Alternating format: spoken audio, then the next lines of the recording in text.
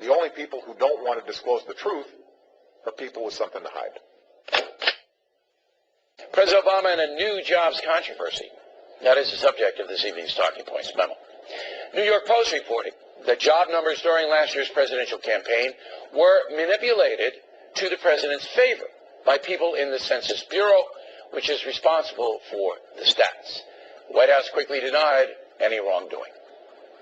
That story is obviously misleading. I think a lot of people shed a lot of credibility engaging in conspiracy theories last fall about rigged jobs numbers.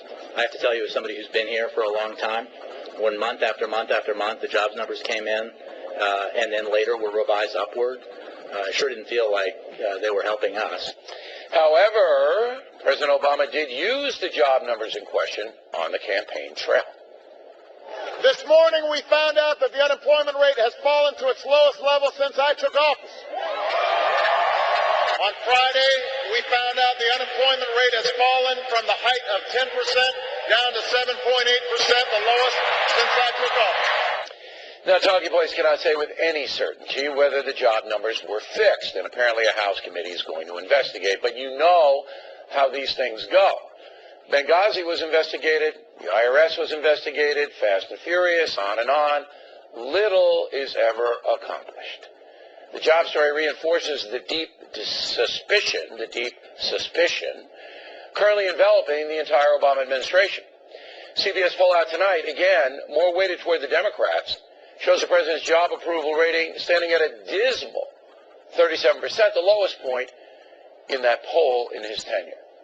The disapproval number, 57%, is the same as President Bush had when the Iraq War was at its lowest point.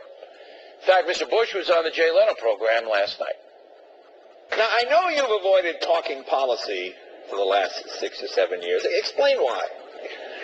I don't think it's good for the country to have a former president criticize his successor. Yeah,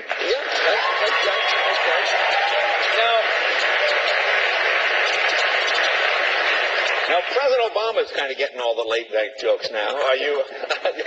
Better him than me. Well, there you are.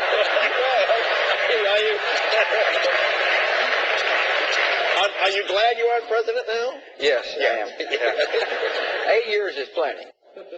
And I think that's what Barack Obama must be saying as well. But as Talking Points pointed out yesterday, all the chaos is hurting we the people. It's hurting us. The economy stalled partially because of Obamacare.